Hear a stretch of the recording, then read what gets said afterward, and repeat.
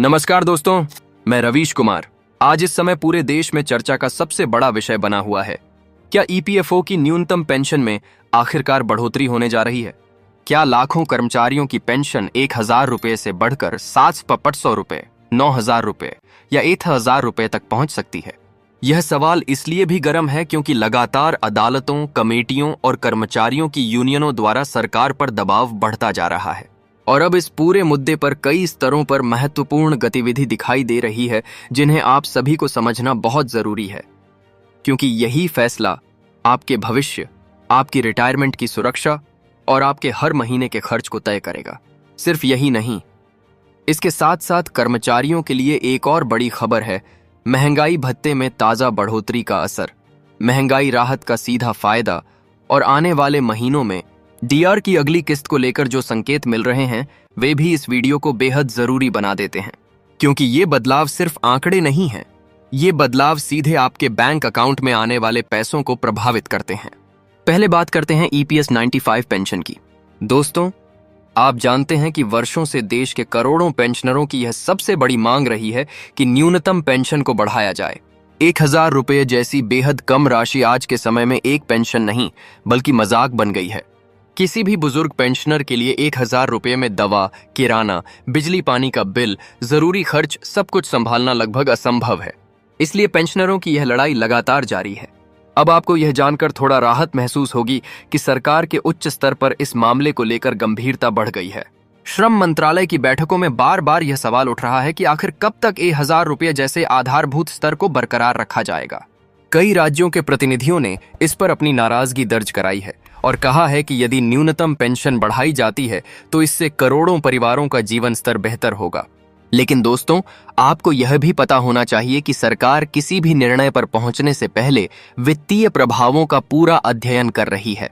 न्यूनतम पेंशन बढ़ाना एक बड़ा कदम है और इसके लिए जरूरी है कि ईपीएफओ की फंडिंग और केंद्र सरकार का अंशदान दोनों संतुलित तरीके से तय हों।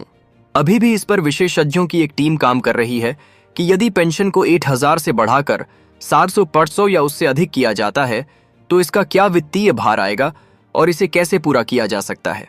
यहीं दूसरी तरफ कर्मचारियों के लिए भी राहत भरी खबरें हैं। हाल ही में केंद्र सरकार ने महंगाई भत्ता और महंगाई राहत में जो ताजा बढ़ोतरी की है, उससे सरकारी कर्मचारियों और पेंशनरों दोनों की जेब में थोड़ा ज्यादा पैसा पहुंचने वाला है।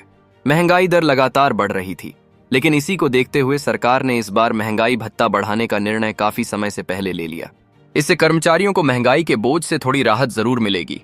लेकिन यह कहानी यहीं खत्म नहीं होती, क्योंकि जहां एक तरफ ताजा डीए बढ़ोतरी मिल चुकी है, वहीं दूसरी ओर आने वाले महीनों में अगले डीए हाइक को लेकर जो संकेत सामने आ रहे हैं, वे और भी उत्साहजनक हैं। आर्थिक विशेषज्ञों का मानना है कि मौजूदा मुद्रास्फीति दर और उपभोक्ता मूल्य सूचकांक के आंकड़ों को देखते हुए अगली बढ़ोतरी भी कम से कम 4% तक हो सकती है। यानी कर्मचारियों की जेब में आने वाले समय में और ज्यादा पैसा आ सकता है। अब दोस्तों, वापस आते हैं ईपीएस की ओर, क्योंकि यह मुद्दा सिर्फ पेंशन बढ़ाने का नहीं है, बल्कि कर्मचारियों के भविष्य को सुरक्षित करने का है। पिछले कुछ महीनों में सुप्रीम कोर्ट तक इस मुद्दे पर सुनवाई हुई, कई बार आदेश दिए गए और 2014 के संशोधन से जुड़े मामलों ने स्थिति को और पेचीदा बना दिया है। कई पेंशनर उच्च पेंशन का लाभ लेने की लड़ाई लड़ रहे हैं, जबकि कई ऐसे हैं जो न्यूनतम पेंशन बढ़ाने के इंतजार में हैं। लेकिन अब एक सकारात्मक संकेत यह मिला है कि ईपीएफओ ने कई महत्वपूर्ण दस्तावेजों को अपडेट किया है और कई नए फॉर्म्स और प्रक्रियाओं को सरल किया है। यह बताता है कि संगठन इस दिशा में कुछ बड़े बदलाव करने की तैयारी में है। आप सब जानते हैं, किसी भी सरकारी बदलाव का असर करोड़ों परिवारों पर पड़ता है। इसलिए यह मामला सिर्फ एक अकाउंटिंग फैक्ट नहीं है, यह हर घर, हर रसोई, हर दवाई के बिल, हर बुजुर्ग की सुरक्षा, हर कर्मचारी के भविष्य से जुड़ा हुआ है। और यही कारण है कि आज का यह वीडियो इतना महत्वपूर्ण है। अगले कुछ दिनों में एक और बड़ा अपडेट आने की पूरी संभावना है, क्योंकि संसद सत्र नजदीक है और कई यूनियनें अपनी मांगों को सरकार के सामने रखने की तैयारी में खड़े हैं। सबसे दिलचस्प बात यह है कि कई सांसद भी न्यूनतम पेंशन बढ़ाने की मांग कर चुके हैं और इसे संसद में उठाने की बात लगातार कर रहे हैं। यानी माहौल पहले से कहीं ज्यादा सकारात्मक है। अब बात करते हैं इस पूरे बदलाव का आपके जीवन पर प्रभाव। अगर न्यूनतम पेंशन बढ़ती है तो सिर्फ पेंशनर ही नहीं, बल्कि उनके परिवारों पर भी इसका सीधा असर पड़ेगा। बुजुर्ग पेंशनरों को बेहतर स्वास्थ्य सुविधा मिल सकेगी, छोटे खर्च आसानी से पूरे हो सकेंगे और सबसे बड़ी बात, उनकी आर्थिक स्वतंत्रता बढ़ेगी। यही नहीं, मौजूदा डीए बढ़ोतरी और भविष्य में होने वाली संभावित वृद्धि कर्मचारियों की नेट सैलरी को भी बढ़ाएगी, जिससे बचत और निवेश के लिए ज्यादा अवसर मिलेंगे। तो दोस्तों, आने वाले कुछ हफ्ते बेहद महत्वपूर्ण होने वाले हैं। जैसे ही सरकार या ईपीएफओ कोई आधिकारिक घोषणा करेगा, हम उसकी हर डिटेल सबसे पहले आप तक पहुंचाएंगे। आप बस चैनल से जुड़े रहिए, वीडियो को पूरा देखिए और इस जानकारी को उन सभी तक पहुंचाइए जिन्हें इसकी जरूरत है।